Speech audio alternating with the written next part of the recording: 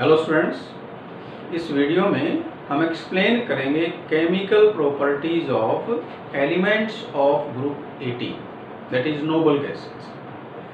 Up to 1962 इन elements की कोई केमिकल प्रॉपर्टी नहीं थी, मतलब कोई केमिकल कंपाउंड था ही नहीं। ये मानते थे कि नोबल गैसेस इनर्ट हैं, ये एलिमेंट किसी से कंबाइन नहीं करते, इनका कोई कंपाउंड फॉर्म नहीं होता। लेकिन 1962 में नील बर्टलेट ने एक रिएक्शन कैरी आउट की। उन्होंने O2 को PtF6 के साथ ट्रीट किया और क्या ऑब्जर्व किया कि PtF6 ने O2 को ऑक्सीडाइज कर दिया। हम इसको एक क्वेश्चन लेके एक्सप्लेन कर रहे हैं। क्वेश्चन है ये टेक्स्ट बुक से 7.30। What inspired Neil Bartlett for carrying out reaction between xenon and PtF6? जैसा भी हम बता रहे थे, PtF6 से उन्होंने ट्रीट किया किसको? O2 को, और क्या ऑब्जर्व किया कि O2 ऑक्सीडाइज हो गया। अब ऑक्सीजन और जीनोन की IE लगभग सिमिलर है। जीनोन की 1170 किलो जूल पर मोल है और O2 की 1175 है। अगर PtF6 O2 को ऑक्सीडाइज कर सकता है, O2 के साथ रिएक्ट कर सकता है, तो उसे जीनोन के साथ भी रिएक्ट करना चाहिए। ऐसा नील बर्टलेट ने सोचा और अप्लाई किया, और क्या पाया कि जीनोन को भी PtF6 ने ऑक्सीडाइज कर दिया। और ये पहला कंपाउंड था जो नोबल गैसेज के लिए प्रिपेयर किया गया था। It was first noble gas compound. क्या? Xenon positive, PtF6 negative, complex compound. तो इसके बाद जीनोन के नंबर ऑफ कंपाउंड्स प्रिपेयर किए गए। वो कंपाउंड क्या क्या थे? हम स्टार्ट करें जीनोन फ्लोरीन कंपाउंड्स। जीनोन और फ्लोरीन को अगर हम एक निकल ट्यूब में 2:1 रेशो में ले लें और 673 केल्विन पे 1 बार प्रेशर के अंदर हीट करें, तो जीनोन डाइफ्लोराइड बन जाएगा। इसी तरह से जीनोन फ्लोरीन को 1:5 रेशो में ले लें। कंडीशंस क्या हैं? 873 केल्विन 7 बार, निकल ट्यूब सभी के अंदर है, निकल ट्यूब में ले रखा है ये, तो वहां बनेगा जीनोन टेट्राफ्लोराइड। और अगर कंडीशंस और चेंज कर दें, रेशो 1:20 ले लें, और कंडीशन क्या है? टेम्परेचर 573 केल्विन, लेकिन प्रेशर यहाँ पर 60 से 70 बार है, हाई प्रेशर है, तो बनेगा जीनोन हेक्साफ्लोराइड।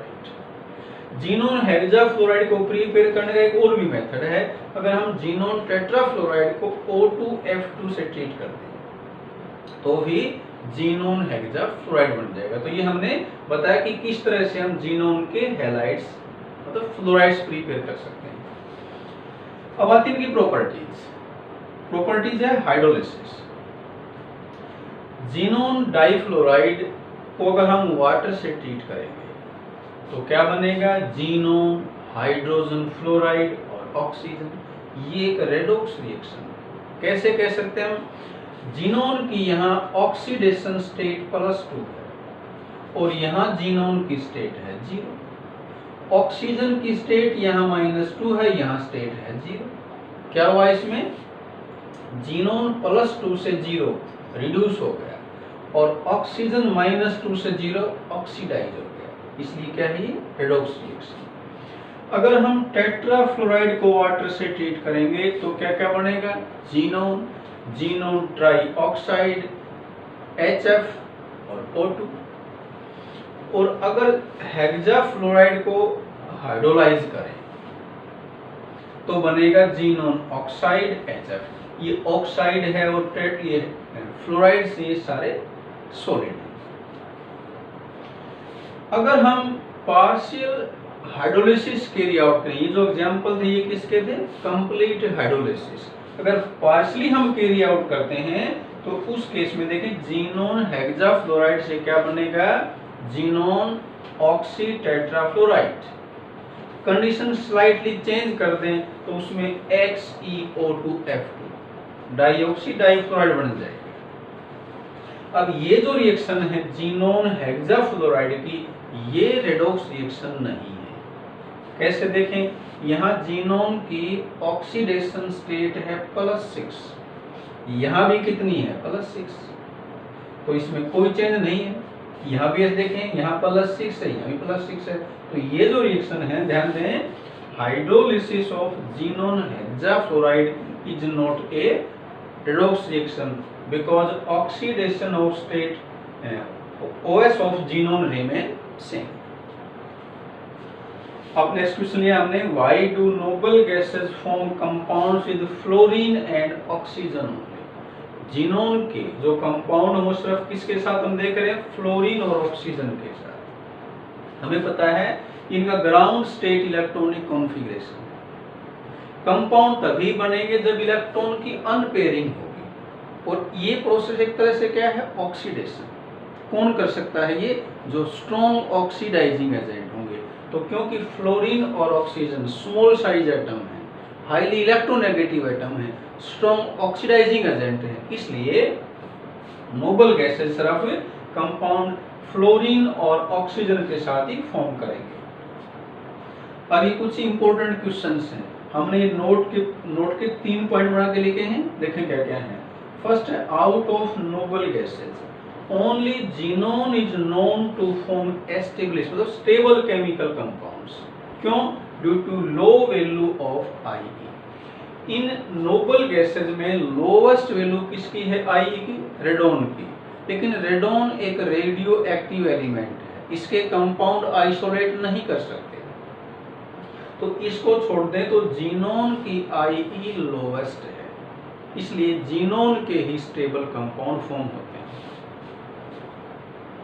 हीलियम और नियोन कंपाउंड फॉर्म ही नहीं कर सकते। सेकंड पॉइंट लिया हमने, helium and neon form no real compounds due to absence of d orbitals. Helium neon ये किसके लिए है, नियोन के लिए। नियोन के अंदर d ऑर्बिटल नहीं होता, हीलियम के पास 1s है, उसमें 1p नहीं होता। अब हीलियम का सिर्फ एक ही ऑर्बिटल है 1s, यहाँ 1p नहीं है, हीलियम के अंदर p नहीं है, बाकी के अंदर क्या कहेंगे, d नहीं है। अब अगर ये वैकेंट ऑर्बिटल अवेलेबल नहीं है तो अनपेयरिंग नहीं हो सकती, और बगैर अनपेयरिंग के बॉन्ड फॉर्म नहीं होंगे, क्योंकि बॉन्ड फॉर्म कौन करेगा, हाफ फिल्ड ऑर्बिटल्स। तो वैकेंट p और d ना होने से हीलियम और नियोन के अंदर केमिकल कंपाउंड नहीं बनते। इसमें साथ में ये भी कह सकते हैं हम, absence of p and d orbitals respectively, क्योंकि हीलियम के पास p नहीं है और नियोन के पास d नहीं है, तो अनपेयरिंग नहीं हो सकती। लास्ट है, noble gases are mostly inert due to stable electronic configuration, high Ie and large positive electron gain enthalpy. अपने से पूछे कि नोबल गैसेस इनर्ट क्यों है, तो 3 पॉइंट बताए हमने, क्या क्या। पहला तो स्टेबल इलेक्ट्रॉनिक कॉन्फ़िगरेशन, दूसरा उनकी Ie हाई है, और तीसरा पॉजिटिव इलेक्ट्रॉन गेन एंथैल्पी है। हम कंपाउंड्स की जैसे बता रहे थे अभी, कंपाउंड सिर्फ जीनोन के ही स्टेबल हैं। क्रेप्टोन का एक ही कंपाउंड बनता है डाइफ्लोराइड, वो भी रूम टेम्परेचर पे स्टेबल नहीं है, और इनके कंपाउंड बन ही नहीं सकते। जैसा बताया हमने, वैकेंट ऑर्बिटल नहीं है। आगे हम कुछ क्वेश्चंस ले रहे हैं। पहला क्वेश्चन है 7.32, इन टेक्स्ट क्वेश्चन है, why is helium used in diving apparatus. ये हमने हेनेला में पढ़ा था कि जो स्कूबा डाइवर्स होते हैं वो अपने साथ ऑक्सीजन लेके जाते हैं, वो एयर होती है, प्योर ऑक्सीजन नहीं होती। अब एयर के अंदर ऑक्सीजन नाइट्रोजन है, जब वो स्कूबा डाइवर्स डेप्थ में जाता है तो उसके ऊपर वाटर का वेट बढ़ जाता है, जिससे ब्लड के अंदर एयर की सोल्यूबिलिटी बढ़ जाती है। डाइवर जब सरफेस पे आएगा तो प्रेशर कम होने से सोल्यूबिलिटी कम हो जाएगा, और नाइट्रोजन गैस जब बाहर निकलेगी, सोल्युबिलिटी कम होने से जब बाहर आएगी तो उसमें पेन होगा, उसको बैंड बोलते हैं। तो इसको अवॉइड करने के लिए एयर को डाइल्यूट करते हैं विद हीलियम। अब हीलियम से क्यों करते हैं? क्योंकि हीलियम की ब्लड में सोल्युबिलिटी कम होती है due to its small size, इसलिए इसको डाइविंग एपरेटस में फिल किया जाता है। नेक्स्ट है 7.34, why has it been difficult to study the chemistry of radon. हमें पता है रेडॉन है वो एक रेडियो एक्टिव एलिमेंट है जिसका हाफ लाइफ टाइम 3.82 डेज है।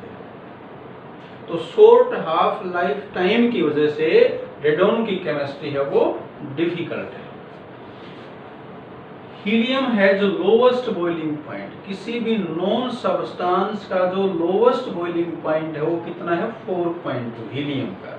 इसलिए हीलियम को लिक्विफाई करना मोस्ट डिफिकल्ट है।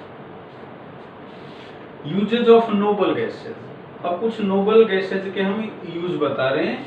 हीलियम का यूज बताया हमने, यूज्ड इन फिलिंग बैलून्स, एक ये भी यूज है, यूज्ड इन डाइविंग एपरेटस। बाकी क्या लिख सकते हैं?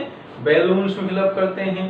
To provide inert atmosphere and to produce and sustain powerful super conducting magnets which forms an essential part of modern nuclear magnetic resonance spectrometer। ये डिवाइस होते हैं and MRI magnetic resonance images system for clinical diagnosis. Next है neon is used for filling discharge tube. तो discharge tube है, जैसे अपनी tubelight है, display board होते हैं, उसमें नियॉन को फिलअप किया जाता है।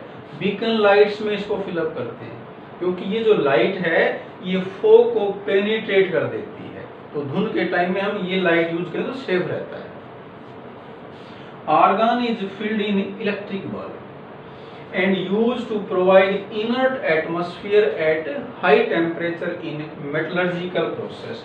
किसी और से मेटल को अलग करना मेटलर्जी कहलाता है। तो उस प्रोसेस के अंदर हाई टेम्परेचर पे अगर इनर्ट एटमॉस्फेयर रखना है तो हम वहां पर आर्गन को यूज कर सकते हैं। तो इस वीडियो में हमने नोबल गैसेज की केमिकल प्रॉपर्टीज को एक्सप्लेन किया है। इसमें इतना ही करते हैं। Thank you.